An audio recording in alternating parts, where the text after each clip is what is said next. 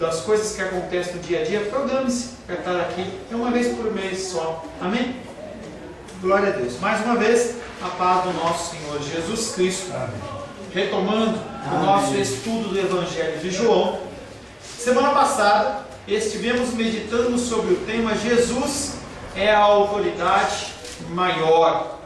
Regras humanas, elas são regularmente usadas como tentativas de controlar as pessoas. E como nós gostamos de controlar as pessoas. O versículo da semana passada foi João capítulo 5, verso 12, que diz: eles perguntaram: quem foi que te disse, toma o teu leito e anda? Desde que o homem é homem, ele tenta controlar as situações e controlar as pessoas. É da índole humana querer dominar e controlar. Todos têm, em alguma medida, uma parcela da autoridade delegada de Deus sobre as suas vidas. Nós temos que, de posse dessa autoridade, saber utilizar com muita sabedoria para edificar, para construir, para demonstrar o amor do Senhor aqui na terra e não trazer opressão. A palavra de hoje tem como título: Jesus, como Pai, continua trabalhando. Jesus, como o Pai, continua trabalhando. Quero convidar você a abrir a palavra de Deus no Evangelho de João, capítulo 5.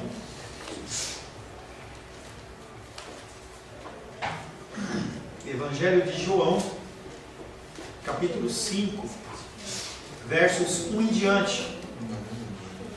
Passadas essas coisas, havia uma festa dos judeus e Jesus subiu para Jerusalém. Ora, existe ali junto à porta das ovelhas um tanque chamado em hebraico Betesda, o qual tem 5 pavilhões. Nesses jazia uma multidão de enfermos, cegos, coxos e paralíticos. Verso 5. Estava ali um homem enfermo havia 38 anos. Jesus, vendo-o deitado e sabendo que estava assim há muito tempo, perguntou-lhe: queres ser curado? Respondeu-lhe o enfermo: Senhor, não tenho ninguém que me ponha no tanque quando a água é agitada, pois enquanto eu vou, desce outro antes de mim. Então lhe disse Jesus: levanta-te, toma o teu leito e anda. Imediatamente o homem se viu curado e, tomando o leito, pôs-se a andar. E aquele dia era sábado. Por isso disseram os judeus ao que fora curado: hoje é sábado, e não te é lícito carregar o leito. Ao que ele lhes respondeu: o mesmo que me curou me disse: toma o teu leito e anda. Perguntaram-lhe eles: quem é o homem que te disse, toma o teu leito e anda? Mas o que fora curado não sabia quem era, porque Jesus se havia retirado, por haver muita gente naquele lugar. Mais tarde Jesus o encontrou no templo e lhe disse: olha, que já estás curado, não peques mais, para que não te suceda coisa pior. O homem retirou-se e disse aos judeus que fora Jesus quem o havia curado.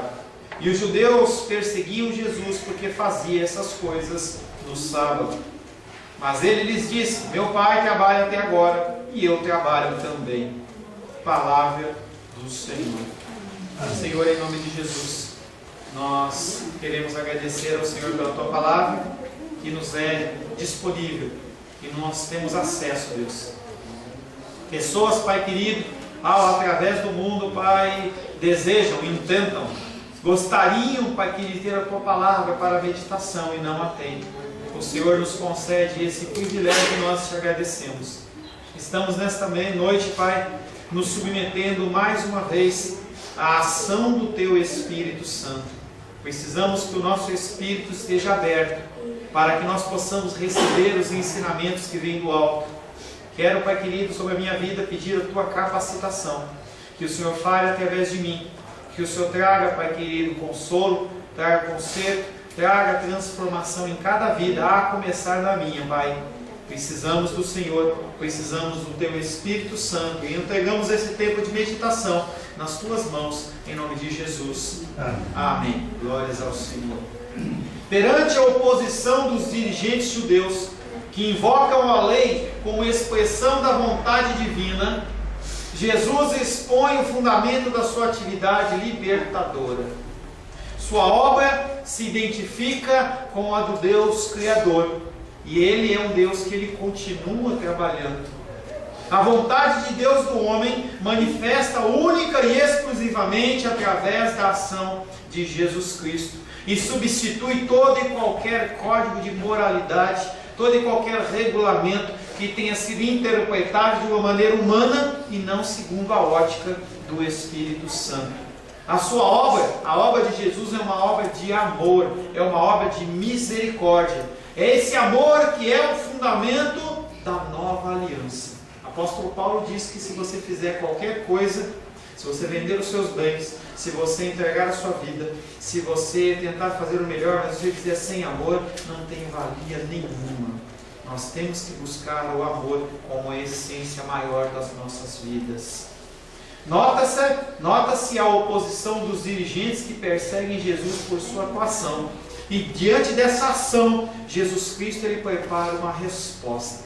Não uma resposta porque é exigido por aqueles homens, porque ele não tem que dar satisfações ao homem, mas para aquelas pessoas que o ouvem, para nós que estamos nos dias de hoje, possamos entender o que está acontecendo. Primeiramente, ele explica que a sua atividade é a mesma da atividade de Deus. Ele não está fazendo nada diferente do que o que Deus faz. E ele anuncia o propósito dele é dar vida ao homem, é restaurar pessoas. O propósito dele é gerar em mim e você transformação. Não cristãos nominais, mas cristãos que colocam em prática a palavra de Deus. Gostei quando Paulo começou aqui, ele deu a abertura falando que a palavra não nos chama para ser covardes, nós temos que estar sempre prontos, e é isso mesmo. Nós temos que estar sempre prontos para dar razão da nossa fé para as pessoas. Não é alertado, não é avisado. É uma coisa que eu aprendi basicamente aqui em Brasília, com uma senhorinha muito conhecida de alguns, Irmã Maria Corte. Eu lembro que na primeira reunião de oração que eu fui participar, ela ia dar a palavra, ela olhou para mim e falou assim: aonde tem pastor, os outros se calam. E eu fiquei extremamente assustado, porque eu estava acostumado com uma pessoa falar assim: olha, daqui a 2 semanas você vai dar uma palavra. E ali eu fui pego ali, fiquei suado, suou as costas, porque realmente eu não estava preparado. Glórias a Deus que quem age é o Espírito Santo. Mas nós não temos que agir sempre através da misericórdia, nós temos que ficar sempre preparados. E eu repito a vocês, a palavra que o meu pastor lá de São Paulo, o falecido pastor Jonas, falava: mantenha sempre uma palavra no óleo, sempre uma palavra no azeite. Ele era penteca. Ele falava assim: sempre mantenha uma palavra preparada. Você não sabe o que pode acontecer. Você não sabe quando você vai ser chamado para testemunhar e testificar o Senhor. O dia não é hoje, mas poderia ser hoje. Tanto para o João, tanto para o Sebastião, tanto para o Paulo, para o irmão Cláudio. São pessoas que estão na linha não hierárquica de poder, mas que podem sim ser chamados à pregação em qualquer momento. E você tem que estar sempre pronto para isso, para que você não fique na hora apavorado como eu fiquei. Já é um alerta para você, eu não recebi alerta, tá? Toma atento, hein? O primeiro versículo que nós vamos estar ministrando está em João, capítulo 5, verso 14, que diz o seguinte: mais tarde, Jesus o encontra, o enfermo, o encontra no templo e lhe disse: eis que está curado, não voltes a pecar, para que não te aconteça algo pior. Um versículo como esse, se você não prestar atenção, se você não meditar nele com muita calma, você vai extrair ensinamentos errados. Um deles é que, dependendo do que você fizer, você pode receber uma retaliação e você ficar doente por causa de um pecado específico. Isso não é o que o texto está dizendo. Mais tarde, não sabemos quanto, Jesus Cristo não fala, mais tarde Jesus encontra o homem que tinha sido liberto da enfermidade no templo. E é preciso ligar a cura com uma urgente transformação moral. Uma reforma moral. Entenda que o que Jesus não está dizendo é que a enfermidade daquele homem decorre de um pecado específico daquele homem. Não é isso que Jesus Cristo está falando. Jesus Cristo está fazendo uma comparação entre aquele homem que sempre não, desde o começo do nosso estudo, da nossa meditação, ele é colocado como uma referência. E aquele homem, ele é selecionado para que ele fosse curado. Mas ele representa todo o povo judeu que continua doente e enfermo, sendo opresso pelo povo judeu. Entenda que o que Jesus está dizendo não é que a enfermidade decorre do seu pecado, e sim estabelecendo uma comparação dele com todo o povo que está afastado de Deus. Nem todos os que cometem pecados sofrem fisicamente o efeito desse pecado. As pessoas não ficam doentes necessariamente por qualquer pecado, senão todos nós neste momento estaríamos enfermos, porque nós pecamos todos os dias, muitas vezes no dia. Nem todo pecado gera morte física. Nem todo pecado gera morte física. Quando nós falamos no âmbito espiritual, a coisa é um pouco diferente. Todo pecado, ele gera morte. Todo pecado gera enfermidade espiritual. E aí você também tem que entender que, como eu falei para você, que nem todo pecado gera uma enfermidade física, há pecados que sim geram enfermidades físicas. Há pessoas que têm uma série de enfermidades por causa do seu coração endurecido. Pessoas que não liberam perdão, têm problemas de estômago, não que todos os problemas de estômago sejam. Pessoas que não liberam perdão e têm algum tipo de dificuldade com a liberação, podem ter problema nos ossos, podem ter problemas nos nervos, pode ter até um câncer contraído. Entenda que o nosso organismo é uma máquina muito bem feita. E a última coisa que essa máquina quer fazer é morrer. E ela procura de alguma maneira evitar a morte. E aí são as conhecidas doenças psicossomáticas, em que você acaba gerando em você um estado de enfermidade, pelo poder da sua mente, pelo poder do pecado no seu coração, pela dureza no seu coração, você fica doente. Mas nem todas as enfermidades, elas são enfermidades que são decorrentes de pecado. Romanos capítulo 6, verso 22 e 23 diz: agora, porém, libertados do pecado, transformados em servos de Deus, tendes o vosso fruto para a santificação e, por fim, a vida eterna. Porque o salário do pecado é a morte, mas o dom gratuito de Deus é a vida eterna em Cristo Jesus, nosso Senhor. Não daqui a pouco, não amanhã, não mês que vem, mas ele fala agora. Você é liberto do poder, do domínio, da força do pecado. Você sim pode dizer não para o pecado. É algo que faz parte das pessoas que aceitaram Jesus Cristo como Senhor e Salvador. O Espírito Santo vem habitar dentro do teu coração. E sim, você pode falar, não vou pecar nesse aspecto ou naquele aspecto. Entendendo sempre que é uma guerra espiritual do seu corpo, da sua vontade com o seu espírito. E nós fomos transformados em servos de Deus. Você não era servo de Deus. Você era da família de Satanás. Só há duas famílias: família de Deus, família de Satanás. Antes de ter Cristo, você não era da família de Deus. Nós fomos transformados em servos de Deus. E aí o objetivo é santificação. E essa santificação tem que dar fruto. Você tem ouvido a palavra de Deus. Você tem sido exortado pela palavra de Deus. E você tem que se posicionar como um cristão. As pessoas têm que ver em você o fruto de Deus e não o fruto de Satanás. Mas muitos cristãos têm transparecido não o fruto de Deus, mas o fruto de Satanás. Deus não é glorificado desta forma. Única e exclusivamente por causa das misericórdias do Senhor é que nós todos, na qual eu me incluo, não somos consumidos. O Senhor, quando olha para mim e olha para você, Ele vê Jesus Cristo. Se assim não fosse, você não estaria vivo mais. Quando você olha no Antigo Testamento, você vê a ação desse Deus poderoso, sem o sangue do Cordeiro intermediando, e a coisa era muito séria. Exércitos que se levantavam contra o povo de Deus, o Senhor ele desbaratava, destruía, Exércitos grandes de 700, 800 mil pessoas eram absolutamente nada. E o Senhor simplesmente destruía.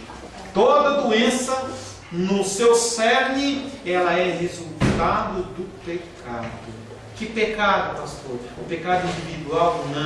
Não é um pecado individual, mas um pecado devido a este mundo pecaminoso que nós vivemos.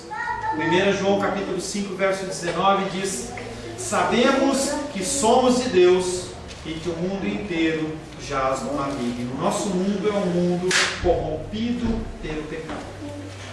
É uma realidade. O ar, ele é um ar poluído.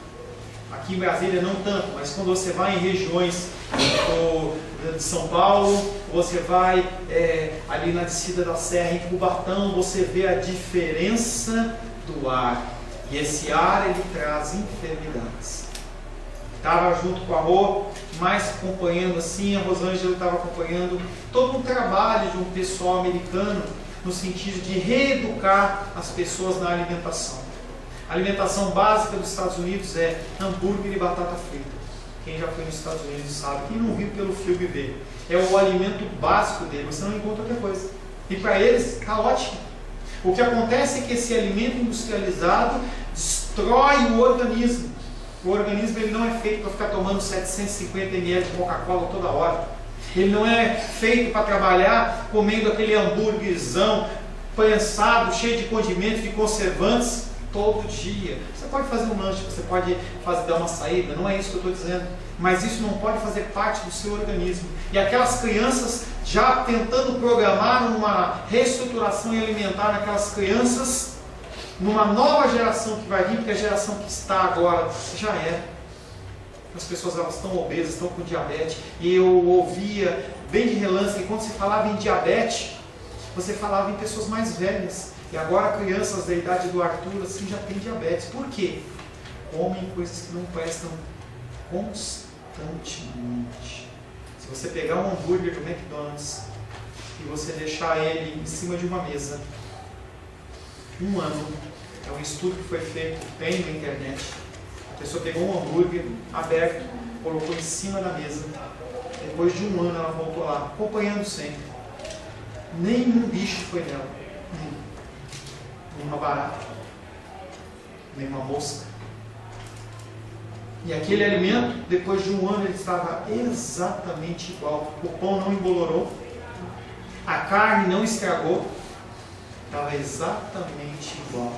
Conservantes, produtos químicos. E nós comemos isso e jogamos no nosso organismo. E era tão interessante que aí a pessoa que estava coordenando o projeto falou assim: e aí, vocês vão comer esse negócio? Eu falei assim: não, de jeito nenhum. Isso aí faz mal para o meu organismo. Eu quero ter uma vida saudável. Crianças da idade do Arthur, da Sofia. Eu olhava e falava assim: olha só, glória a Deus que nós temos uma alimentação mais saudável aqui. Mas nós somos suscetíveis a esse tipo de coisa. Nós somos suscetíveis também a enfermidades devido à falta de exercício. Se você na sua tenridade não faz exercício, não tem atividade física, você não vai chegar na idade do irmão Cláudio com a vitalidade que ele tem. E não adianta você falar que retaliação do diabo não é. Você não cuidou, você não tratou. Hoje ele está com algumas dificuldades físicas, mas você sabe que há uns 5 anos atrás ele estava jogando basquete. E as pessoas hoje não praticam nenhum tipo de atividade física. E eu falo nos aconselhamentos: pratique atividade física, faça uma caminhada. Não, mas não dá tempo, não dá tempo, não dá tempo. Um dia vai ser requerido de você essas atitudes. As enfermidades, elas provêm do pecado. E isso, de você não cuidar do teu organismo, é pecado. Para Jesus, o pecado deste homem, como de toda a comunidade, era um pecado de submissão às trevas, representado pelo sistema opressor de religiosos que interpretavam a palavra segundo o seu coração e não segundo o Espírito Santo de Deus. Para os religiosos, o pecado era ir contra a lei? Não, ir contra a sua lei. As pessoas, elas definem normas e regulamentos que não estão na palavra com o intuito de te controlar. Alguns controles, formas de controle são boas, mas outras, elas trazem opressão. trazem opressão. Jesus, quando fala aquilo para aquele homem, ele não força nenhuma decisão. Ele não coloca aquele homem na parede e fala assim: olha, você tem que se decidir a me seguir, você tem que fazer. Não. Se depois de ter descoberto a liberdade, aquele homem continuar dando adesão às trevas, se ele continuar dando adesão àquele sistema opressor religioso, o que pode acontecer a ele não é mais uma enfermidade, mas é uma morte. Eu não sei quanto tempo você vai ficar comigo, eu não sei quanto tempo eu vou ficar com vocês.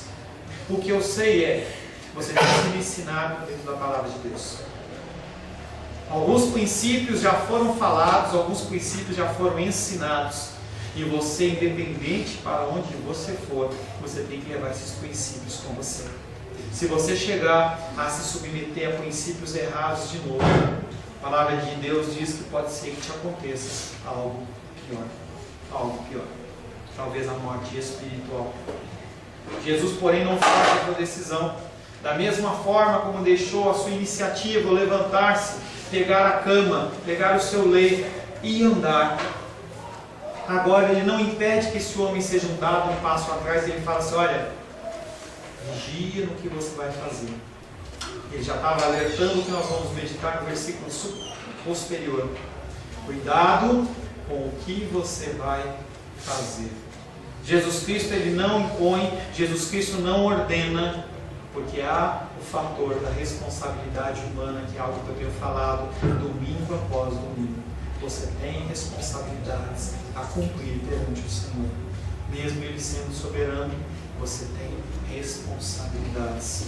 Diante da dominação e da imposição dos dirigentes, Jesus se apresenta como aquele que restabelece a liberdade e a respeita. Ele não impõe o homem e nem domina. Gênesis capítulo 1, verso 26, nós já tratamos desse versículo dentro do estudo de mandatos da criação. Também disse Jesus, também disse Deus: façamos o homem à nossa imagem, conforme a nossa semelhança. Tenha ele domínio sobre os peixes do mar, sobre as aves dos céus, sobre os animais domésticos, sobre toda a terra e sobre todos os répteis que rastejam pela terra.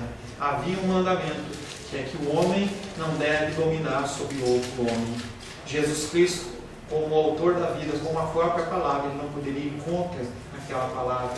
E da mesma maneira que ele fala em Gênesis que não é para o homem dominar outro homem, ele também não quer exercer domínio. Olha, eu te curei, agora você tem que andar comigo. Não existe isso. Não existe isso. Pessoas na nossa igreja, eles vêm e vão.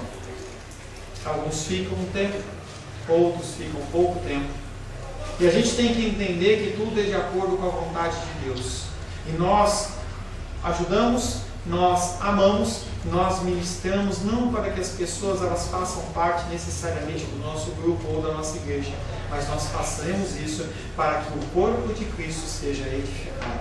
Qualquer ação que você tenha tem que ter um objetivo: edificar o corpo de Cristo, único e exclusivamente isso.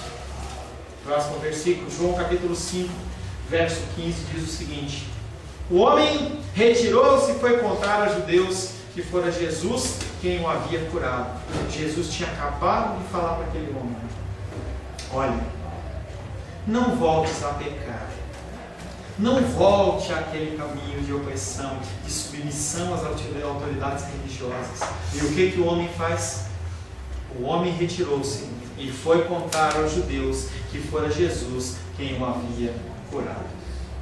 Tendo conhecido a Jesus e recebido o seu aviso, não voltes a pecar, porque pode ser que aconteça algo pior. O homem, ele vai procurar os religiosos, que lhe tinham proibido de ser livre, e invocavam uma regra. Eles contam, foi Jesus que me curou. Entenda que ele não está inocentemente falando assim: não, eu vou dar glória a quem quer glória, eu vou dar honra a quem merece honra. Não é isso que esse homem está fazendo. Jesus Cristo tinha alertado ele antes. No contexto presente, o motivo dificilmente pode ser um desejo de atribuir louvor apropriado a Jesus, porque a oposição hostil já havia se manifestado. Se aqueles homens não tivessem interpelado aquele enfermo, aquele curado, depois da sua cura, se eles tivessem agido de uma maneira diferente, do tipo, olha, você foi curado, você está 38 anos enfermo, quem é que fez isso? A situação seria diferente. Mas aqueles homens olham para ele e falam assim, você está andando com a tua maca no dia do sábado? Você está em pecado. Quem fez isso? A tonalidade das palavras, ela leva a entender que aqueles homens ficaram indignados pela ação dele em andar no dia de sábado. Aquele homem, ele foi para tentar limpar a barra dele perante os religiosos. Ele já tinha sido curado, agora eu quero ficar numa boa com os fariseus. Provérbios 29, 25 diz, quem teme ao homem armas ciladas, mas o que confia no Senhor está seguro. Aquele que teme ao homem acha que é melhor seguir o que o homem está falando que o que Deus está falando, ele arma ciladas para si mesmo. Salmos capítulo 20, verso 7 diz, uns confiam em carros e outros em cavalos, nós porém nos gloriaremos em o nome do Senhor nosso Deus. Nós temos o nosso salário, nós temos, nem todos, planos de saúde, nós temos, nem todos, aposentadoria, seguros de casa, seguros de carro e uma série de coisas que nós usamos para nos proteger. Mas apesar de nós termos isso, nós não confiamos nestas coisas. Nós temos que confiar em Deus. Nós temos que confiar em Deus. João capítulo 5, verso 16 diz, por esse motivo, os judeus perseguiam Jesus por fazer tais coisas no sábado. A perseguição a Jesus apoia-se na sua atividade num dia festivo, em que ele manda aquele homem, além de curá-lo, manda ele andar e levar a sua maca.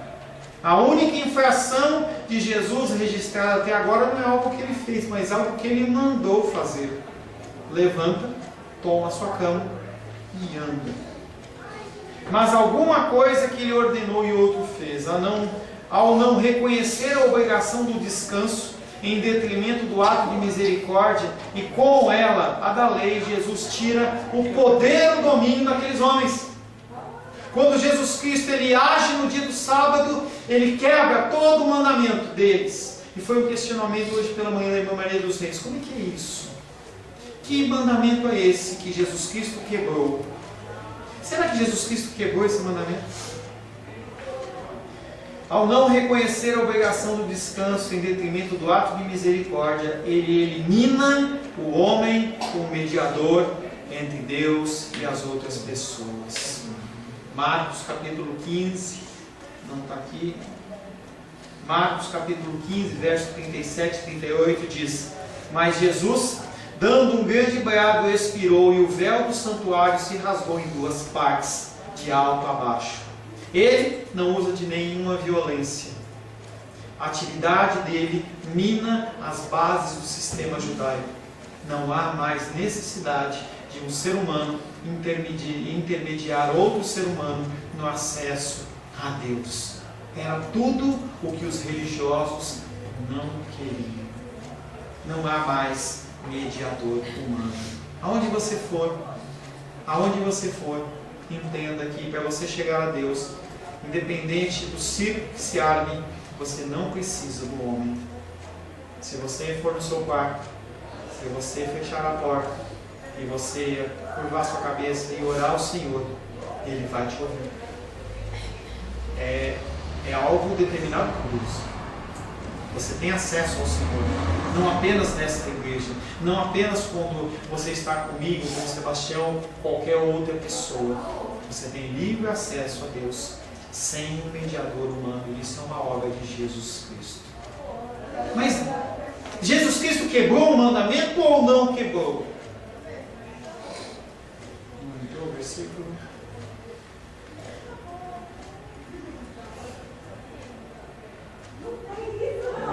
João capítulo 5, verso 17. Jesus, porém, lhes disse, meu Pai continua trabalhando e eu também trabalho. E aí mexeu no vespeiro. ele já tinha ordenado um homem no dia de descanso caminhar, levar a sua marca. E agora ele, perante esses homens judeus, que não falaram nada com Jesus, mas Jesus ele vai lá falar com eles. Olha para aqueles homens e fala: meu Pai continua trabalhando e eu também trabalho. Jesus Cristo apresenta a sua defesa, mesmo que não lhe tenha sido solicitado. A resposta de Jesus é bastante diferente de qualquer uma das registradas em outros problemas com esse dia de descanso. Os 4 evangelhos relatam várias situações em que Jesus quebra esse dia de descanso para agir com misericórdia. Em Gênesis capítulo 2, versos 2 e 3, Deus no 7º dia da criação, ele descansou, e o verbo utilizado em hebraico é um verbo chamado sabat, que não é sábado a tradução, mas é dia de descanso. E aí nós temos uma pequena falha de tradução nas nossas Bíblias. Não é sábado, é dia de descanso. É dia de descanso. E ele descansa do quê? E esse é o X da coisa. Ele descansa da sua obra criativa. Pode dar uma encostadinha, João, por gentileza? Ele descansa da sua obra criativa. Deus, portanto, guarda a lei do sábado. Se ele guarda a lei do sábado, o próprio Jesus está indo contra a própria palavra dele. Há alguma coisa errada. Se Deus, depois da criação, ele descansou, quem cuidou da criação? Quem cuidou da rotação dos planetas? Quem cuidou para que o Sol ele não se aproximasse demasiadamente da Terra e fritasse tudo? Quem que cuidou das coisas? O que Jesus fez? O descanso de Deus tem a ver com o fim da obra da criação, e não um fim de semana de spa. E aí a gente tem que ler o versículo, deixa eu achar ele aqui. Gênesis capítulo 1, verso 26. Também disse Deus... Não é esse versículo. Hoje está bagunçado o projetor, me perdoe. Gênesis 2:2 diz: e havendo Deus terminado no 7º dia a sua obra que fizera, descansou nesse dia de toda a sua obra que tinha feito. O que está dizendo não é que Jesus Cristo, ou Deus, ou quem quer que seja, trabalhou na obra criadora e parou de fazer as coisas. Não, ele parou de criar, mas ele continuou criando, cuidando da obra que ele já tinha criado. Ou seja, ele continuou trabalhando. Nessa ótica, o que Jesus Cristo faz é, da mesma maneira que o meu Pai continua trabalhando, da mesma maneira que o meu Pai continua cuidando das coisas, eu também continuo cuidando das coisas. Eu continuo fazendo. Assumindo isso, Jesus aplica a si mesmo. Meu Pai continua trabalhando até hoje e eu também trabalho como Ele.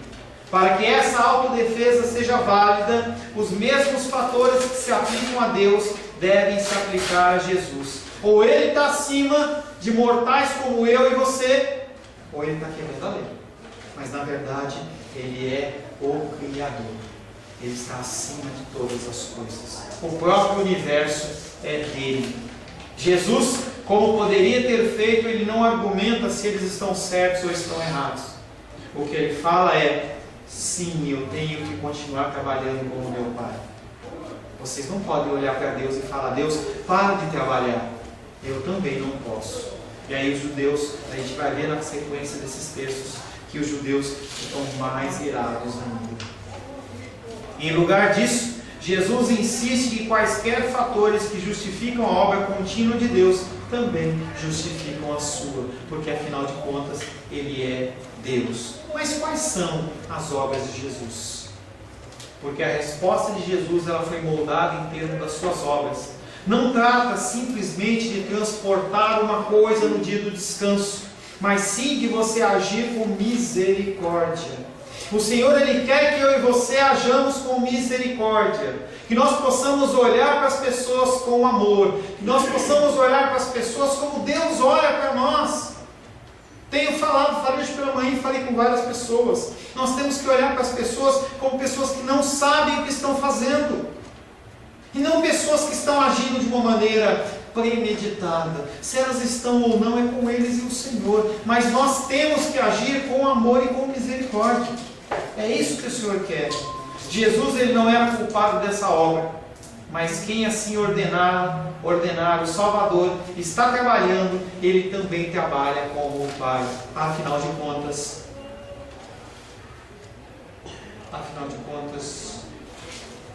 Lucas capítulo 6, verso 5, e acrescentou-lhes: o Filho do Homem, ele é Senhor do sábado. Jesus Cristo, ele é como Deus. Deus cuida do sábado ou do dia de descanso, mas continua trabalhando. Jesus Cristo, ele também faz o mesmo.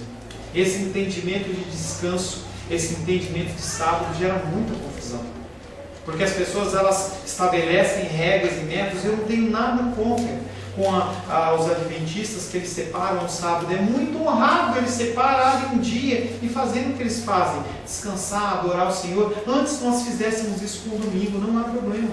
Você pode separar qualquer dia da semana para adorar o Senhor, mas o Senhor Jesus Cristo, ele é Senhor do sábado, e ele continua trabalhando. E se alguém precisar que você haja de misericórdia com ele no dia do Senhor, haja. É isso que o Senhor espera. Os fariseus e religiosos não entendem isso, porque eles querem simplesmente estabelecer e viver a partir de regras. Eu não estou aqui para estabelecer regras para você, senão no final do culto eu dava uma listinha para você: olha, essa é a listinha de regras que você tem que seguir. Não é esse o objetivo. O objetivo é gerar em nós, é gerar em vocês a consciência de que a palavra de Deus é algo vivo e tem que ser aplicada dia após dia, com amor e com misericórdia. Amém? Amém. Feche seus olhos. Senhor Deus, muitas vezes nós nos portamos como religiosos. Nós queremos, Pai, estabelecer normas e regras que a Tua própria palavra não nos ordena. Nós queremos sim saber dos Teus ensinamentos, dos Teus preceitos e colocá-los em prática. Mas nós não queremos ser encontrados como pessoas que agem apenas de uma forma religiosa, apenas de uma forma literal. Nós precisamos do Teu Espírito Santo nos orientando em todas as coisas. Senhor, entregamos mais uma vez as nossas vidas nas Tuas mãos, pedindo a Ti, Pai querido, que o Senhor gere a mudança, que o Senhor gere a transformação, que o Senhor possa, Pai querido, executar a Tua obra de santificação progressiva nas nossas vidas a cada dia. E a cada dia nós possamos, Pai, perder a deformidade da nossa imagem, que veio maculada pelo pecado, e nós possamos nos amoldar mais e mais ao Senhor Jesus. Em nome de Jesus. Amém. Glórias a Deus. A paz seja convosco. Meu nome é Paulo César. Eu sou pastor da Igreja Cristã Semente de Vida, aqui em Brasília, Distrito Federal. Me alegro que a palavra tenha te alcançado. A palavra faz isso. Ela alcança as pessoas aonde quer que elas estejam. E você foi agraciado com esta palavra. Não que eu tenha nada especial a te dizer. A palavra, ela é suficiente e ela usa quem ela quer. E eu me alegro por ter sido um canal para poder te abençoar. Mas eu quero te dizer que não basta você ser um ouvinte. Não basta ser uma pessoa que se alegra quando você ouve a palavra de Deus. A vida, ela é feita de decisões. Se você está ouvindo essa palavra hoje, eu creio que o Espírito Santo tem um propósito especial com você. Muito mais do que prosperidade, muito mais do que uma cura física, uma cura emocional ou espiritual, Ele quer te alcançar para a vida eterna. Nós investimos nosso tempo, nós investimos as nossas forças em coisas terrenas, mas o Senhor, Ele tem muito mais a oferecer. Ele tem sim para você a cura. Ele tem sim para você a prosperidade, mas Ele tem muito mais que isso. Submeta-se a um Deus que Ele é capaz de mudar e transformar a sua vida por completo. Creio que o Espírito Santo ele é capaz de tocar o teu coração. Quero pedir que você curve a sua cabeça. Senhor, em nome de Jesus, Coloco na tua presença essa vida que ouve esta ministração, que ouve esta palavra. Pai, eu não tenho capacitação nenhuma, mas o teu Espírito ele é capaz sim de tocar nesta vida, gerar nela mudança, transformação, arrependimento, e que ela possa simplesmente bater no peito, convencendo-se que é pecadora e que precisa de um Deus salvador.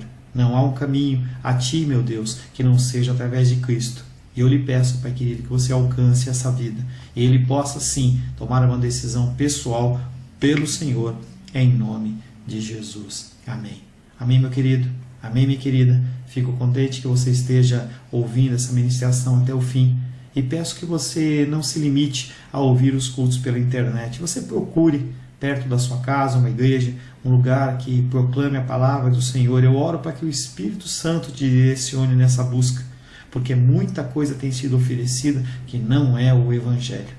Eu abençoo a sua vida em nome de Jesus. Amém.